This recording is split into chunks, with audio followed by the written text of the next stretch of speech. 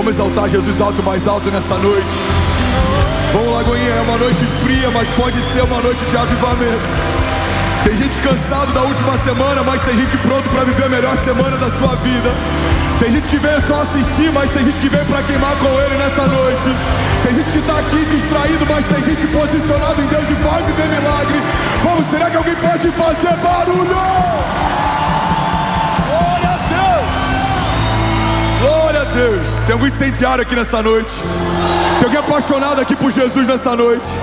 Então sacode 10 pessoas antes de você sentar. Fala, irmão, Deus vai falar com você agora. Deus vai ativar pessoas agora. Deus vai mudar a história de famílias agora. Alguém crê nisso? Diga amém. Glória a Deus. Pode sentar no seu lugar. Eu preciso de pelo menos uns 500 incendiários aqui. Cadê você? Sabe, a gente tem uma cultura aqui. A nossa cultura é de reagir àquilo que Deus está fazendo. Pastor, eu sou visitante, eu não sei como me posicionar. Tudo bem, a gente vai fazer um workshop bem rápido aqui. O que você faz quando o seu time marca um gol no final de um campeonato? Isso é muito menos do que você vai fazer quando Deus mudar a tua história. Amém? Pastor, como é que eu me posiciono? Reaja. Se você quiser correr, corra. Se você quiser pular, pule. Se você quiser gritar, grite. Se você quiser fazer alguma coisa, faça. Mas reaja à presença de Jesus. Quantos creem que Ele está aqui? Diga eu. Quantos creem que essa noite pode mudar a tua história? Diga amém. Será que alguém pode, pelo amor de Deus, fazer barulho? Glória a Deus. Glória a Deus. Glória a Deus. Vamos lá, vamos começar. Ainda bem que eu vi Jesus. Alguém feliz com Jesus ainda? Sabe, a gente começou uma série e a primeira semana eu falei sobre o poder da oração. Olha para mim de forma bem atenta. Eu tenho 30 minutos para ressuscitar mortos, liberar destinos, mudar a história de alguém aqui. Eu falei sobre o poder da oração. E a oração, principalmente para a nossa geração, é algo que a gente terceirizou como se fosse o comissionamento de alguém. Como se alguém tivesse a responsabilidade de ouvir os céus e falar para a gente o que ouviu. É por isso que tem tanta gente correndo atrás de profetas. Porque supostamente homens que ouvem os céus estão dizendo para quem não ouve aquilo que os céus estão falando a seu respeito. Mas uma igreja que ora, por mais que honre a unção profética, não depende de profetas. Deus vai falar com você no seu íntimo. Deus vai te dar direções. Alguém comigo aqui? Deus vai te dar confirmações. Deus vai deixar de forma clara onde é para você ir, as portas que você precisa entrar. Você está comigo? Diga amém. Nesse último domingo eu falei sobre o poder da entrega. E o poder da entrega é algo que move os céus. Olha para mim. Os céus, eles não são surpreendidos pelas suas conquistas. Mas a gente chama a atenção do céu a partir das nossas entregas. A Bíblia não diz que Jesus conquistou muitas coisas naturais, mas a Bíblia diz que Jesus se entregou porque o Pai pediu. Se você for pegar o ministério de Jesus, o que Ele fez de mais poderoso não é o que Ele conquistou ao longo de 33 anos, mas é aquilo que Ele entregou em um dia. A história de Abraão, o pai da fé, nos chama a atenção o fato de alguém que não conseguia gerar se tornar pai de um filho. Mas me chama muito mais a atenção do coração de Abraão a ponto de entregar o seu único filho quando Deus pediu. A gente foi marcado domingo passado e nessa noite Deus quer falar com a gente a respeito de promessas. Eu quero falar sobre o poder das promessas. Quantos querem viver promessas de Deus aqui? O que são promessas, pastor? Promessas são declarações de Deus a respeito de você. São coisas que Deus disse sobre você quando nem você existia. Porque o teu chamado e as suas promessas antecedem a tua existência. Quando nada existia, já havia uma promessa liberada sobre você. É por isso que, por mais que os teus pais te amem, eles não podem definir o seu limite. Porque antes dos seus pais serem gerados, já havia uma palavra a seu respeito. É por isso que, por mais que a ambiência em que você foi criado, ou o bairro em que você foi criado, ou a família em que você foi criado, possa limitar você, possa não acreditar no teu potencial, o teu futuro não depende do que os outros pensam, o teu futuro depende daquilo que Deus fala. Talvez você ouviu, você não vai dar em nada, você não vai romper, mas Deus disse algo a teu respeito antes dessas vozes contrárias falarem algo sobre você. Alguém comigo aqui, diga amém. Verdade é que a gente precisa entender quem chegou primeiro. A opinião dos seus amigos chegou depois, porque antes de se tornarem amigos, Deus já falava sobre você. A opinião dos seus pais chegou depois, porque antes de serem os seus pais, já havia uma palavra de Deus liberada sobre você. Antes do seu deserto, antes do seu gigante, antes da sua crise, Deus já havia falado algo a teu respeito. E é sobre isso que eu quero falar nessa noite. Alguém está comigo? Diga amém. O que são promessas, pastor? Promessas são liberações de Deus, ancoradas no seu futuro. Irmão, guarda isso aqui em nome de Jesus. A esperança mora no futuro.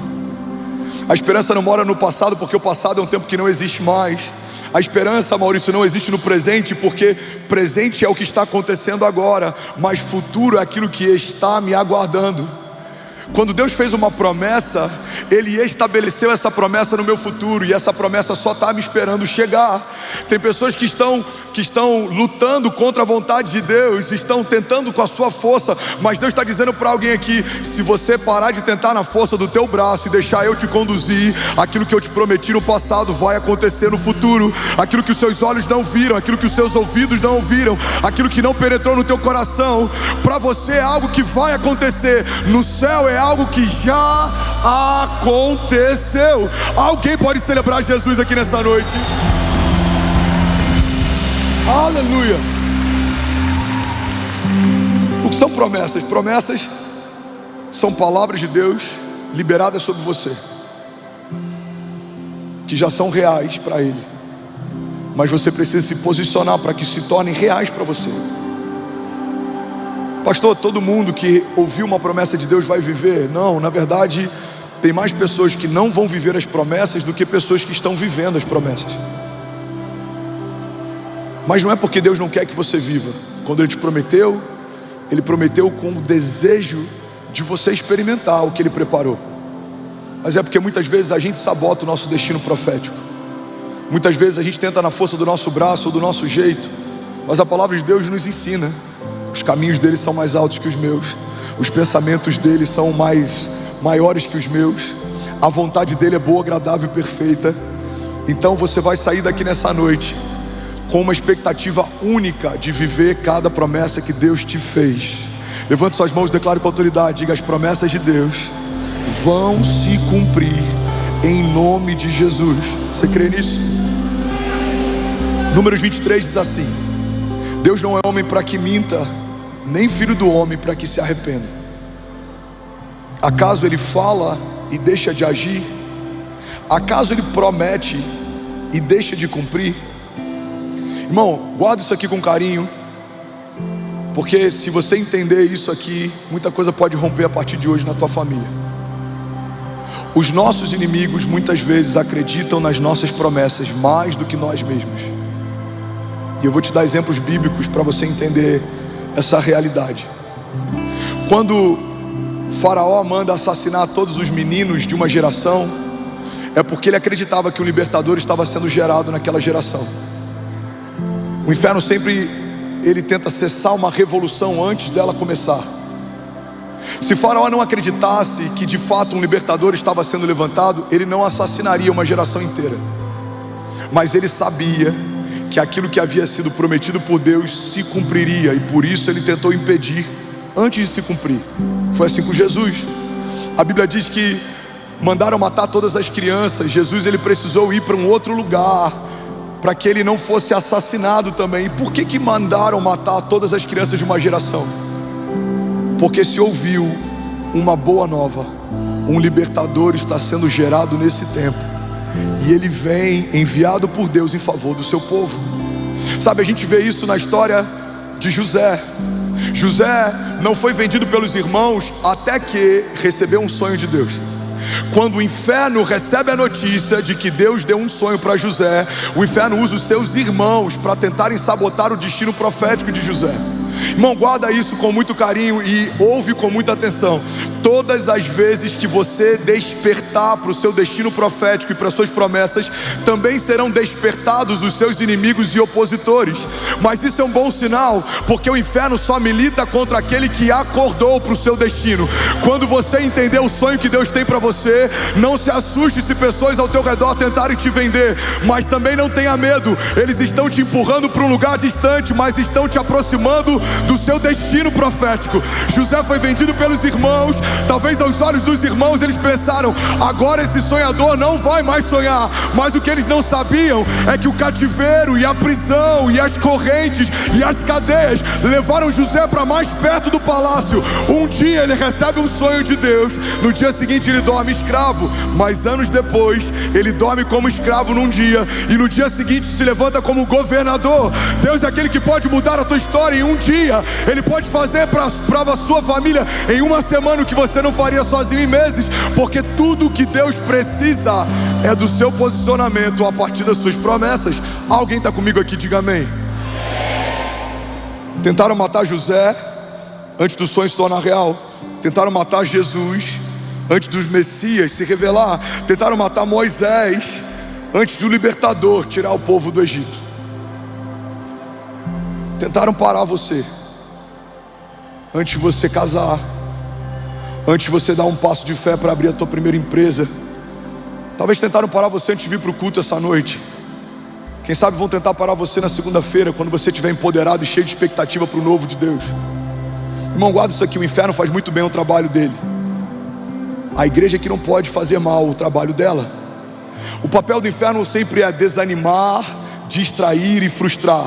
O papel da igreja é confiar, caminhar, e as portas do inferno não prevalecerão contra nós. Os nossos inimigos, como diz a palavra, virão contra nós por um caminho, mas por 7 caminhos eles fugirão. Levante suas mãos. Podem 1000 cair ao teu lado, 10.000 à tua direita, você não será atingido, porque há sobre a igreja de Jesus o sangue do Cordeiro que nos dá livramento. O mesmo sangue que lavou os umbrais das portas no passado e não deixava que o anjo da morte entrasse, é esse sangue que cobre você do alto da cabeça à planta dos pés. Não importa o tamanho dos gigantes e de que forma eles se levantem, nós cremos e nós declaramos: os inimigos que vêm contra nós serão abatidos pelas mãos do grande eu sou. Você e a sua casa, blindado, guardado, ungidos, protegidos. Você e a sua casa vão viver ainda esse ano o maior romper da sua história, em nome de Jesus. Se você crê nisso, irmão, você pode dar um brado de liberdade no seu lugar. Glória a Deus. Aleluia. Aleluia. Sabe, os seus inimigos acreditam nas suas promessas. Se não fosse assim, não tentariam sufocá-las antes de você despertar para elas. Os seus inimigos acreditam nas suas promessas. E tem um porquê deles acreditarem. O primeiro motivo pelo qual o inferno acredita na sua promessa é porque ele viu desde a eternidade passada toda palavra que saiu da boca de Deus se cumpriu. É porque ele viu desde a eternidade passada todas as vezes que Deus abriu a sua boca, algo sobrenatural aconteceu. É por isso que ele tenta desativar aquilo que você carrega, porque ele não pode desfalar aquilo que Deus já falou a teu respeito. Igreja, olha para mim, pega isso aqui em nome de Jesus. O inferno não pode desfazer o que Deus fez, desfalar o que Deus falou. Então ele vai tentar fazer você desacreditar daquilo que Deus prometeu. Se você parar de olhar para as promessas e começar a olhar para os problemas, sua jornada vai ficar mais cansativa. Você vai abrir espaço para comparação. Você vai começar a olhar para a jornada do outro e vai parecer que é mais leve que a sua. Você vai começar a olhar para a família do outro e vai achar que ela é mais abençoada do que a sua. Você vai começar a olhar para o casamento do outro e vai achar que o casamento do outro é melhor do que o seu. Porque quando a gente para de olhar para a nossa promessa e começa a comparar com a jornada do lado, a gente pode estar comparando a nossa fase de semeadura com a fase de colheita de alguém. Tem pessoas que olham para o que a gente está vivendo e falam: Fernandes, me explica isso, em 2 anos, vocês levaram 2 anos para viver isso? Eu falei: não, são mais de 15 anos chorando no secreto sem ninguém ver. A colheita tem durado 2 anos, mas a semeadura durou mais de 15. Às vezes algumas pessoas me perguntam: ô pastor, como é que você faz para preparar um sermão? Quanto tempo dura? Eu falo: demorou uma vida inteira. São 36 anos aprendendo sobre dependência com Deus. Não são 2 horas na madrugada, não são 3 horas de oração que geraram um sermão, não. Existe um homem marcado por Deus, falando para homens marcados por Deus, para te relembrar que se você for fiel no pouco, sobre o muito você vai ser colocado. Se você olhar para o Senhor das suas promessas e não parar para ficar olhando para os seus problemas, os seus inimigos vão se apequenar e Deus vai se revelar cada vez maior diante de você. Alguém comigo aqui em nome de Jesus, diga amém. Max Lucado tem uma frase que é tão incrível, eu já falei tantas vezes que eu acho que ele podia me ceder essa frase. Ele diz que se você olhar para os seus gigantes, você tropeçará, mas se olharmos para o nosso Deus, os nossos gigantes é que tropeçarão. As promessas, elas são compartilhadas no nosso dia bom. Guarda isso aqui: a maior parte das promessas que Deus te fez, Ele te fez no seu dia bom. Mas todas as vezes que Deus te prometeu algo no seu dia bom, Ele está te dando o suprimento que você vai precisar no seu dia mau. José recebe uma promessa e um sonho de Deus enquanto ainda havia uma capa colorida sobre si. Mas José precisou se lembrar da promessa de Deus quando seus irmãos haviam roubado a capa que ele carregava. José recebe um sonho de Deus enquanto ainda estava na aldeia com seu pai, enquanto ainda estava num lugar confortável, enquanto ainda estava sendo mimado e predileto pelo seu pai. Então ele recebe um sonho de Deus quando tudo vai bem, mas ele precisa se agarrar a esse sonho de Deus enquanto tudo ia mal. Irmão, guarda isso aqui em nome de Jesus. Tem muitas palavras que Deus vai te dar no seu dia bom. Se agarra a elas, você vai precisar no seu dia mal. Tem dias que a gente está passando por crises, coisas que não cooperam, portas que não se abrem.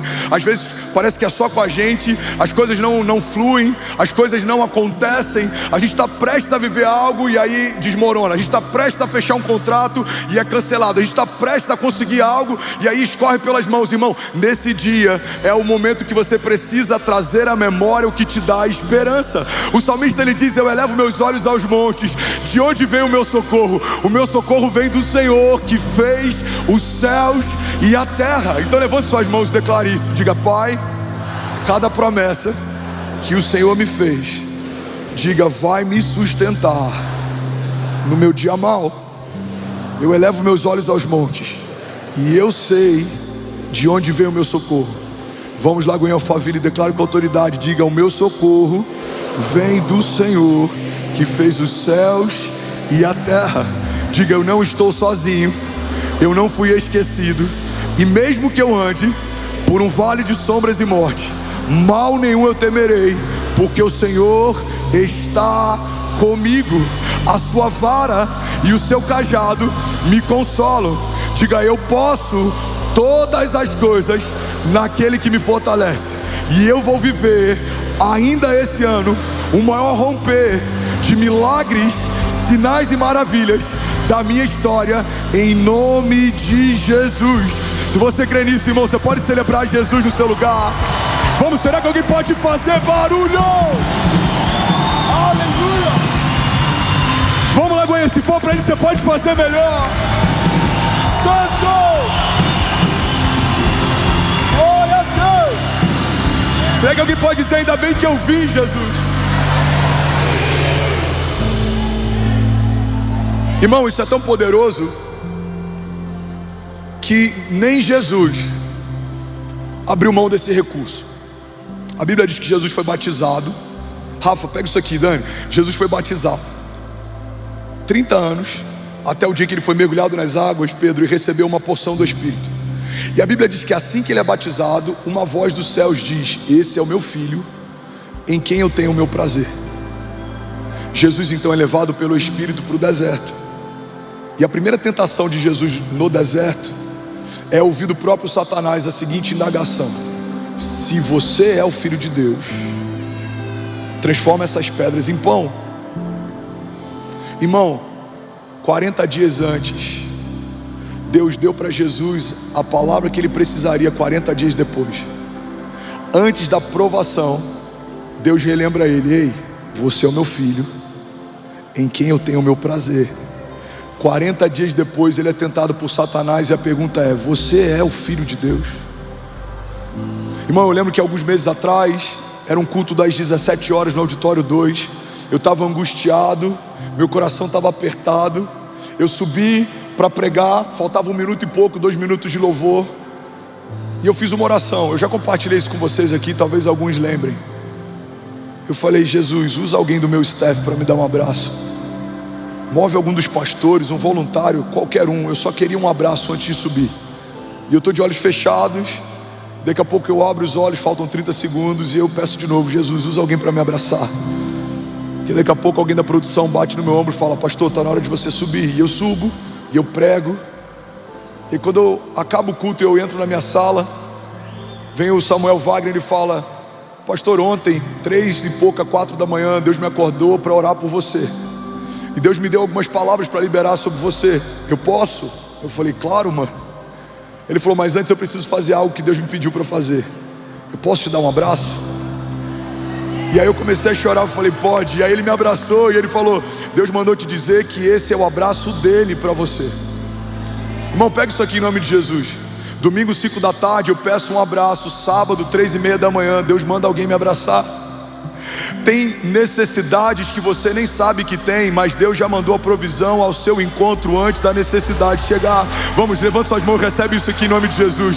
Tem provações que você vai enfrentar, gigantes que vão se levantar. Você nem sabe que eles existem, nem sabe por quais caminhos eles estão vindo, mas Deus está liberando promessas sobre você, para que no seu dia mal você não se esqueça: eu sou com você, filho, eu estou contigo, a minha vara e o meu cajado te consolam. Eu sou o que você precisa, eu te sustento, eu te guardo, eu te guio, eu te amo, eu te quero bem. Todas as coisas podem passar, mas as minhas palavras não passarão, porque eu bem sei os pensamentos que eu tenho a vosso respeito, pensamentos de paz e não de mal, para te dar o fim que você deseja. Então clama a mim, responder-te-ei e anunciar-te-ei coisas grandes e insondáveis que não sabes. Alguém pode dizer glória a Deus? Sabe, tem promessas que Deus nos dá no dia bom, e elas vão ser o nosso pão do céu, o nosso maná, para nos sustentar no nosso dia mal. Tem promessas que Deus te dá hoje, para que você não aceite algumas realidades do teu futuro. Eu lembro que quando eu estava internado em 2017, eu estava num CTI, fiquei quase 40 dias no CTI, e quando eu olhava para aquele leito, eu comparava com o que Deus tinha falado a meu respeito. E eu falava: Jesus, não parece com o que o Senhor me falou, então esse não é o final da minha história. O Senhor me disse que eu seria pai de filhos, e eu só tenho uma. Não é o final da minha história. O Senhor me disse quando eu me converti, na semana em que eu me converti, que eu pregaria em nações, e eu não toquei em nações ainda. Esse não é o final da minha história. Irmão, quando Deus te dá uma promessa de futuro, você vai utilizar isso para confrontar com o seu presente. E se aquilo que você está vivendo não parece com aquilo que Deus te prometeu, você vai ter uma firme convicção: ainda não é o final da minha história. Levante suas mãos em nome de Jesus. Feche teus olhos, deixa eu profetizar sobre você. Deus vai trazer à nossa memória nesses dias aquilo que nos dá esperança, porque tudo que os céus fazem é um contraponto àquilo que a terra está fazendo. Existe uma nova epidemia, se chama ansiedade. Existem pessoas com pensamentos de morte, vivendo algo que sempre sonharam viver. Mas eu declaro em nome de Jesus: você vai trazer à tua memória o que te dá esperança. Você não vai andar ansioso, você não vai enfrentar pânico, não. Deus vai trazer bálsamo sobre o seu coração e sobre os seus pensamentos. Deus vai te renovar no teu dia mal. Deus vai te fortalecer no dia da crise, no dia da falta. Deus vai renovar teus pensamentos. Eu declaro em nome de Jesus, do alto da tua cabeça à planta dos seus pés, Deus te dando uma unção fresca que despedaça o jugo. Deus te dando uma nova porção de coragem, de fé e de ousadia. Você vai enfrentar inimigos mais poderosos do que os que você já enfrentou, mas o seu coração não vai temer. Você vai como como Davi diante de um gigante, você vai na força do seu Deus, e Ele vai abater inimigos diante de você. Você vai ver a fidelidade do Senhor te dando livramento. Ele vai te guardar de dados inflamados, de setas do inferno. Palavras contrárias liberadas contra você não se cumprirão. Armas forjadas contra você e contra a sua casa não prosperarão, porque você está guardado em Deus. Você é filho de Deus, você é justificado por Ele, você foi comprado a preço de sangue, e não há nada nos céus ou debaixo dos céus, não há nada na terra ou debaixo da terra que tenha mais poder e autoridade do que o nome de Jesus. Você vai enfrentar inimigos e você vai vencer batalhas e vai se lembrar: foi o Senhor quem me deu, foi o Senhor quem fez, foi o Senhor quem operou. E o seu testemunho de milagre vai tocar famílias em lugares que você jamais imaginou. Eu declaro em nome de Jesus, toda ferida aberta se tornando um ministério em nome de Jesus. Deus removendo traumas nessa noite, Deus removendo aquilo que te impedia de romper, de fluir, algemas, cadeias emocionais, grilhões, nós declaramos caindo por terra em nome de Jesus. Seja livre em nome de Jesus, seja renovado em nome de Jesus, seja empoderado em nome de Jesus. Receba uma nova porção de unção e de fé para viver ainda esse ano o maior romper da sua história em nome de Jesus. Se você crê nisso, irmão, você pode celebrar Jesus no seu lugar. Aleluia, aleluia. Vamos lá, Goiânia, se for para Ele, você pode fazer melhor.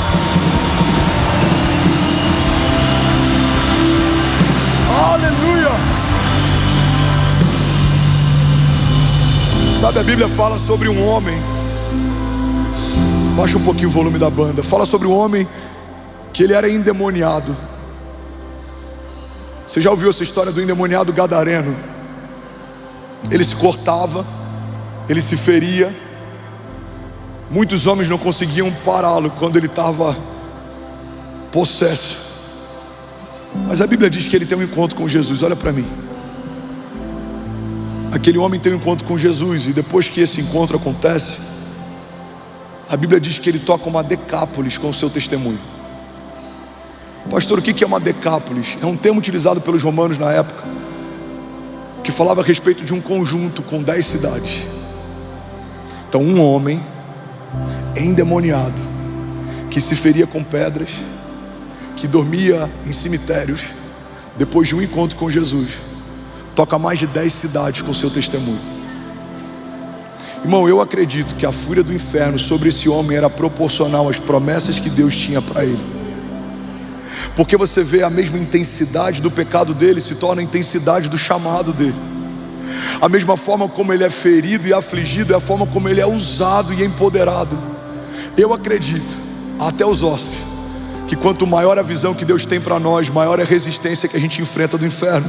E é por isso que as coisas não são facilitadas para os filhos de Deus, porque esses processos são proporcionais ao peso da glória do seu testemunho.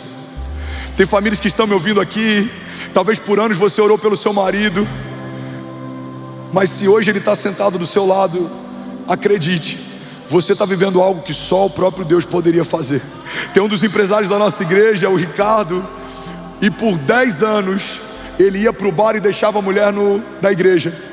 Ele parava no meio do culto e ele mandava ela sair do culto com as crianças. Ele chegava bêbado, muitas vezes ele era ignorante. E ele estava dando testemunho esses dias no nosso grupo de homens, e ele contou chorando que por muitas vezes ele esperava que a mulher confrontasse, mas ela em silêncio voltava para casa. E de madrugada ele acordava e ela estava aos pés da cama orando por ele. E por muitas vezes ele chegou bêbado em casa e ela cuidou dele. Até que um dia ele começou a ser constrangido pelos louvores que ele ouvia do lado de fora do culto, e ele decidiu entrar, e Jesus tomou o coração dele, e hoje ele é um homem de Deus. Então essa mulher enfrentou uma resistência tão grande, mas a glória da segunda casa é maior do que a da primeira, porque Deus é especialista, irmão, em atribuir no lugar de vergonha a dupla honra de Deus. Alguém fica de pé em nome de Jesus? Eu quero profetizar sobre você. Eu quero profetizar sobre homens que têm sido marcados em meio a batalhas. Feche teus olhos, levante suas mãos em nome de Jesus. Qual seria a glória de um Deus que restitui na medida em que o inferno tirou? Feche teus olhos. Deus não te restitui na medida em que o inferno te roubou. Ele restitui muitas vezes mais, porque aquilo que Deus faz não se compara àquilo que o inferno fez. Então, se o teu casamento enfrentava crises e Deus restaurou, você não vai ter um casamento normal. Você vai ser uma liderança dentro de ministério de famílias. Aleluia. Se você enfrentava vícios, e os vícios fizeram você passar por muitas vergonhas, geraram muitas marcas, por conta dos vícios você feriu quem mais você amava. Deus não vai só cessar vícios, mas Deus vai te usar como uma voz de esperança para quem está lutando aquilo que você lutou e venceu. Eu estou falando para homens aqui que passaram por humilhação financeira. Eu sei o que é passar por uma humilhação financeira. Querer prover e não conseguir, querer comprar e não poder comprar, querer pagar e não ter para pagar, querer comer e muitas vezes você não poder comer o que precisa ou deseja comer. Mas eu quero declarar em nome de Jesus que aquilo que o Senhor vai fazer sobre você não é só suprir uma necessidade, não, Ele vai superabundar. Vai ter para você e para os seus filhos, vai ter para os filhos dos seus filhos. Você vai dar um testemunho a respeito do Deus da restituição, mas você também vai dar testemunho a respeito do Deus da dupla honra. Você vai dizer: o inimigo tirou isso da minha casa, mas Deus acrescentou 100 vezes mais. O inferno me usou no passado, mas hoje Deus me usa 100 vezes mais. Em todos os lugares que eu fui ferido, Deus não só me sarou, como tem usado o meu testemunho para sarar. Em todos os lugares que eu fui marcado, Deus só não me marcou, mas está usando as minhas marcas para marcar. Eu declaro em nome de Jesus: você e a sua casa serão um bom testemunho. Você e a sua casa viverão um milagre da glória da dupla honra de Deus. Você e a sua casa são chamados por Deus, não só para que necessidades sejam supridas, mas o seu cálice vai transbordar. O salmista diz: o Senhor prepara uma mesa para mim na presença dos meus inimigos, e Ele me honra, ungindo a minha cabeça com óleo, e o meu cálice faz transbordar. Eu queria te convidar de olhos fechados. Você que é batizado com o Espírito Santo, abra a tua boca, libere o seu som. Eu queria te fazer um convite, irmão. Começa a apresentar para Deus o seu clamor nessa noite. Você sabe o que você precisa, você sabe quais são os seus gigantes, você sabe quais são suas impossibilidades. Então apresenta para Ele nessa noite o teu coração. Começa a declarar: Jesus, eu preciso de uma resposta. Jesus, eu preciso de renovo. Jesus, abre as comportas dos céus e gera ainda nesses dias um milagre sobrenatural. Feche teus olhos, eu quero declarar a palavra sobre você. 2 Coríntios 4:7 diz assim: mas temos esse tesouro em vasos de barro, para mostrar que esse poder que a tudo excede provém de Deus e não de nós. De todos os lados somos pressionados, mas não desanimados. Ficamos perplexos, mas não desesperados. Somos perseguidos, mas não abandonados. Abatidos, mas não destruídos. Romanos 8:28 diz: e sabemos que todas as coisas contribuem juntamente para o bem daqueles que amam a Deus e daqueles que são chamados segundo o seu propósito. Alguém pode dizer glória a Deus por isso?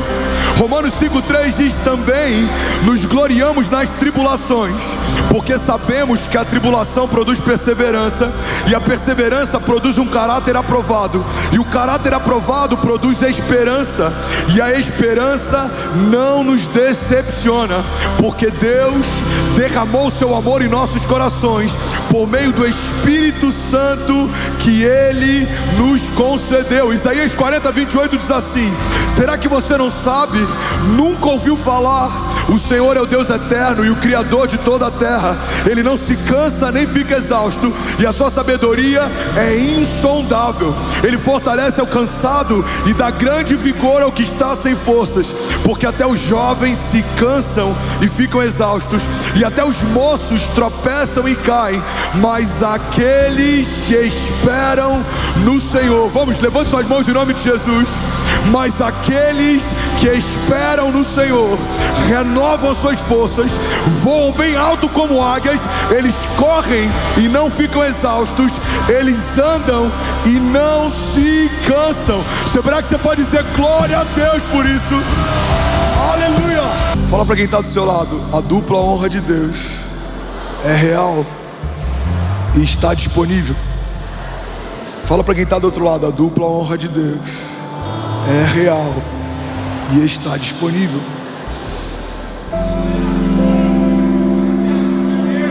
Pastor, eu já entendi o que são promessas, mas a minha pergunta é: por que eu devo confiar nelas? O princípio básico pelo qual devemos confiar nas promessas é porque aquele que prometeu não pode negar a si mesmo. Ele não pode estabelecer algo e voltar atrás, porque isso fere o seu caráter. Ele não é homem para que minta, nem filho do homem para que se arrependa. Biblicamente, só existe uma filiação atribuída a Satanás: ele é o pai da mentira.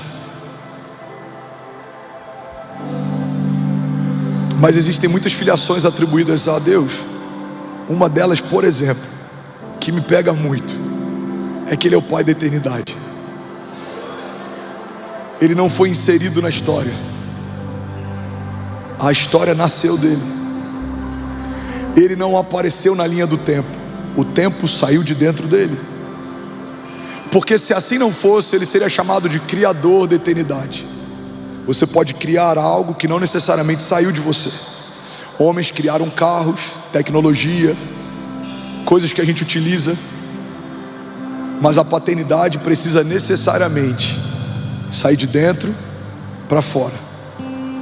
Isaías diz: um menino nos nasceu, um filho nos foi dado, o governo está sobre os seus ombros, e ele será chamado Maravilhoso Conselheiro, Deus Forte, Pai da Eternidade e Príncipe da Paz. Irmão, não é por acaso que o quadro debilitante que mais afeta a nossa geração é a ansiedade, porque para o inferno isso tem requinte de crueldade e ironia. A criação que foi gerada daquele que é o Pai da eternidade está ansiosa porque não sabe se mover no tempo. Qual que é a raiz da depressão para muitos de nós? É o fato da gente ancorar nossa expectativa num tempo que não existe mais. É quando a gente abre acesso no nosso coração para sentimentos como nostalgia. A nostalgia é uma mentira que faz você acreditar que o tempo que você viveu é melhor do que qualquer outro tempo que você vai viver. Você já deve ter ouvido alguém falando: não, no meu tempo é que era bom. Não, os louvores do meu tempo é que eram bons. As pregações do meu tempo, os carros da minha época, a comida. A gente muitas vezes dá acesso à nostalgia quando acredita que o que vivemos no passado é melhor do que aquilo que viveremos no futuro. Mas assim como tem pessoas perdidas no passado, tem pessoas que ficaram perdidas no futuro. A gente está com tanta expectativa naquilo que vai acontecer que a gente não consegue saborear e usufruir aquilo que está acontecendo. Mas uma coisa que eu acho interessante, irmão, é que quando eu olho para o caráter de Deus, dentre várias características, uma delas é que Ele nunca se atrasa. Deus é perfeito em tudo que faz. A gente olha para o milagre de Lázaro. Você está comigo? Diga amém. O milagre de Lázaro acontece algo interessante. Jesus chega e Lázaro já havia morrido. Mas Jesus não chegou atrasado, por isso Lázaro morreu. Jesus esperou para que a partir da morte de Lázaro, a ressurreição glorificasse ainda mais o seu Pai. Porque o povo já havia visto milagres de cura através de Jesus, mas pela primeira vez eles veriam ressurreição através dele. Então o corpo de Lázaro fede. Existe luto, existe choro, existe indagação e questionamento, porque é isso que a gente faz muitas vezes quando a vontade de Deus não opera no nosso tempo, quando a agenda de Deus não se move segundo a nossa agenda. Então a Bíblia diz que quando Jesus chega naquele lugar e ele é levado até o lugar onde Lázaro foi sepultado, a primeira coisa que a irmã de Lázaro faz é pegar Jesus e jogar no passado. Ela fala assim: se você tivesse chegado antes, meu irmão não teria morrido. Aí Jesus fala: ei, seu irmão vai voltar a viver. E aí você sabe o que ela faz? Ela agora pega Jesus e joga Jesus no futuro. Ela fala: não, eu sei, ele vai voltar a viver naquele dia, quando os mortos ressuscitarem. E aí Jesus fala: não, você não entendeu. Ainda hoje o seu irmão vai voltar a viver. Recebe isso aqui, quem quer viver milagres ainda hoje, levante suas mãos. Você não vai viver com a culpa do que você não fez no passado. Você não vai caminhar ansioso com como vai ser o seu futuro. Ainda hoje, milagres, sinais e maravilhas vão acontecer em nome de Jesus. Vamos, receba isso, levante suas mãos.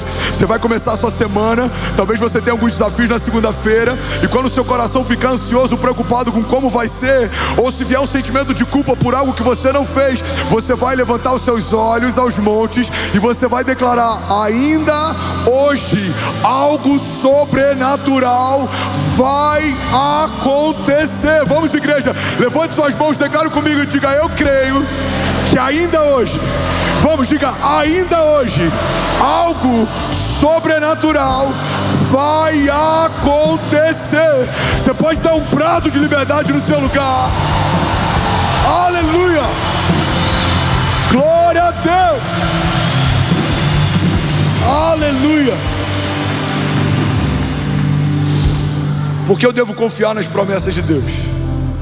Porque o caráter dele é imutável, não tem variação de humor. Porque o caráter dele não é refém da minha performance. Deus não é bom para mim quando eu sou bom. Deus não é mal para mim quando eu sou mal. Porque os meus erros do passado não abortaram minhas promessas do futuro. Se eu me arrepender genuinamente e abandonar o meu pecado, existe perdão disponível em todo o tempo.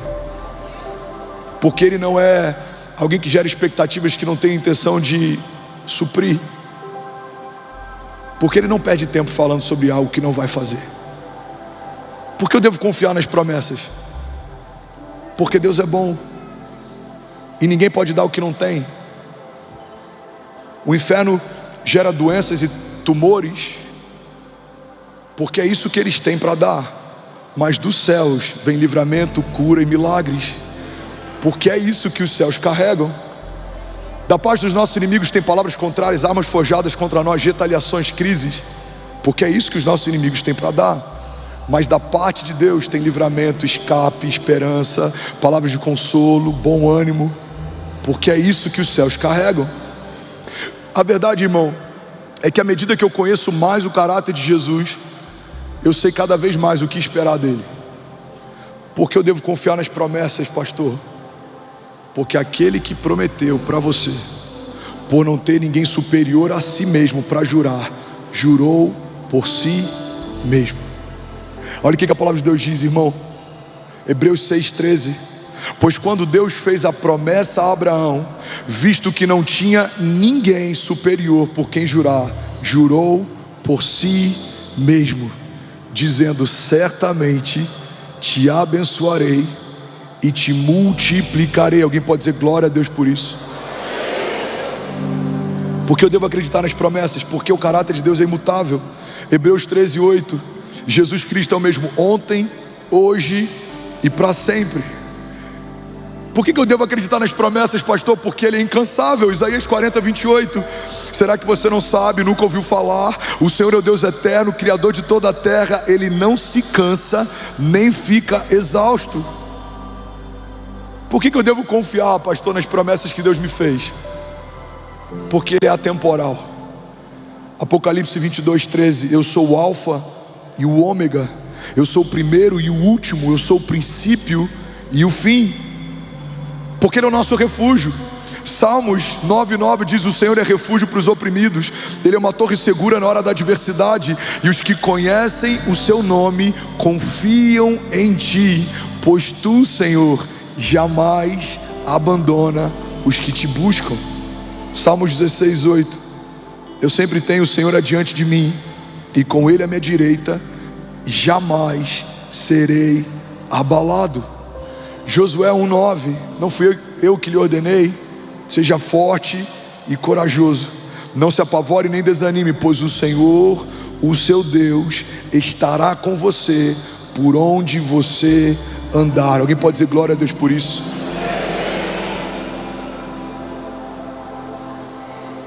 Pastor, eu já entendi o que são promessas.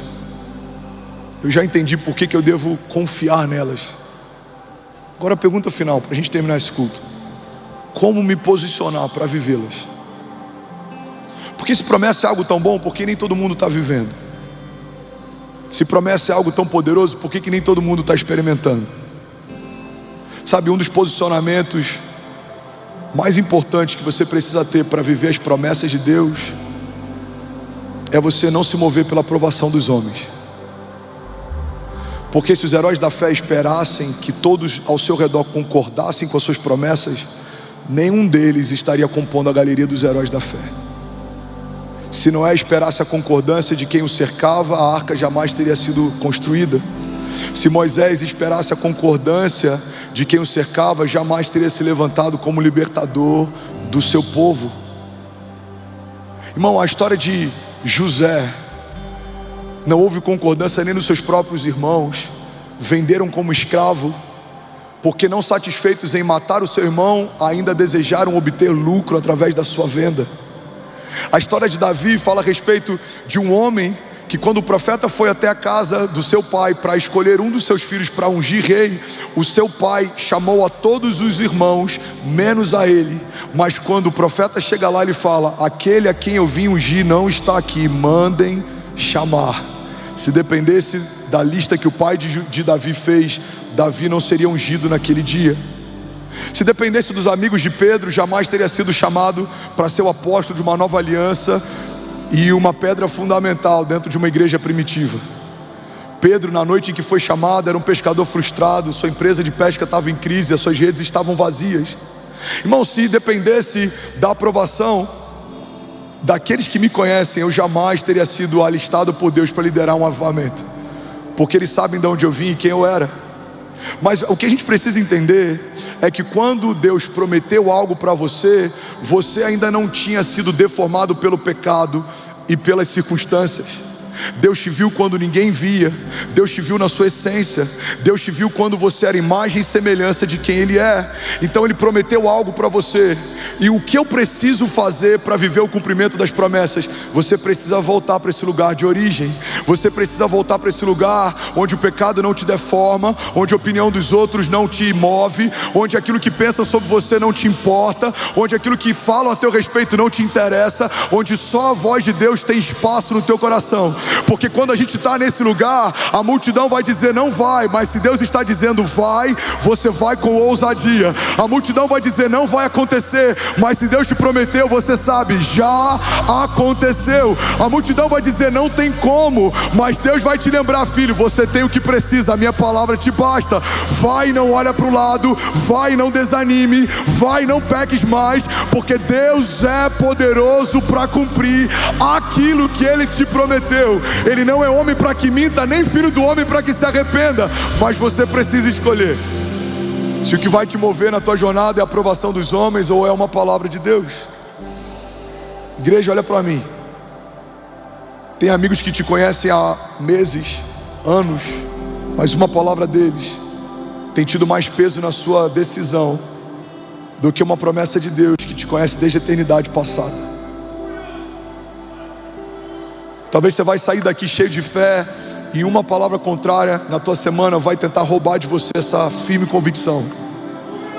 Talvez a tua esposa, o teu marido, talvez os teus filhos, alguns amigos, talvez o seu chefe, seus funcionários, talvez um e-mail, uma mensagem, quem sabe uma carta, uma dívida, talvez um problema, um diagnóstico, quem sabe um parecer médico ou uma segunda opinião. Eu não sei o que vai tentar roubar você, mas certamente em algum momento algo vai tentar roubar você. E é nesse lugar que você vai ter que escolher se você vai se mover pelo que os outros pensam ou se você vai caminhar segundo aquilo que Deus fala. Guarda isso aqui em nome de Jesus, irmão. É melhor ter uma palavra de Deus do que um bom plano. É melhor ter uma palavra de Deus do que a concordância de quem te cerca. Porque quem tem opinião de homens está cercado de opiniões, mas quem tem uma palavra de Deus tem tudo. Guarda isso aqui, levante suas mãos em nome de Jesus. Alguns homens podem menosprezar o que você carrega, não acreditar nos sonhos que você tem. Algumas pessoas, talvez até porque te amam, tentam te poupar de grandes desafios e desencorajam você a se lançar em novos desafios. Mas eu vim aqui declarar que você não vai ser alguém que se move pela opinião de outros. Você não vai ser aquele que se move segundo a aprovação de outros. Não, você vai ouvir algo de Deus e você vai se mover segundo o que ouviu. Deus vai falar com você no teu secreto. Deus vai falar com você na tua semana. Deus vai falar com você através de canções. Deus vai falar com você através de sonhos proféticos. Deus vai usar pessoas. Deus vai falar com você através da palavra. Você vai levantar os seus olhos, talvez em alguns momentos de crise, e vai vir uma resposta de Deus imediata no meio da sua tribulação.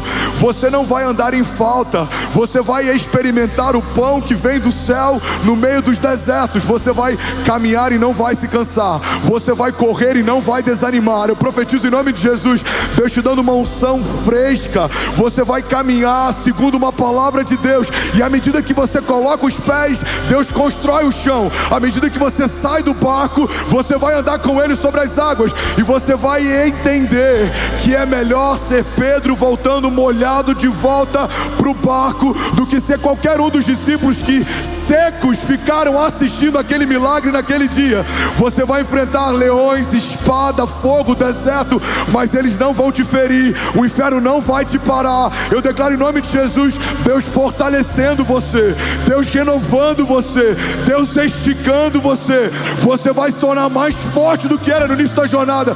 Deus vai forjar o teu caráter. Deus vai ampliar suas tendas. Deus vai ampliar tua visão. Deus vai ampliar recursos. Deus vai multiplicar unção. Deus vai te dar ideias dos céus. Você vai se mover debaixo de uma unção criativa. O inédito de Deus vai se revelar para você. Eu declaro em nome de Jesus, homens fortes sendo gerados em dias difíceis, homens fortes sendo gerados através de oração, e você e a sua casa romperão em fé e viverão ainda esse ano o maior romper da sua história, em nome de Jesus. E aí, tudo bom? Você acabou de assistir uma mensagem aqui do nosso canal. Eu tenho certeza que ela te edificou e que ela vai gerar algo novo em você. E a gente separou mais 2 vídeos. Eu quero deixar essas indicações aqui para você continuar queimando com Jesus. E eu quero muito te fazer um pedido também. Se essa mensagem te edificou, comenta aqui embaixo, segue o canal e me ajuda a compartilhar para que mais pessoas sejam tocadas também. Deus te abençoe.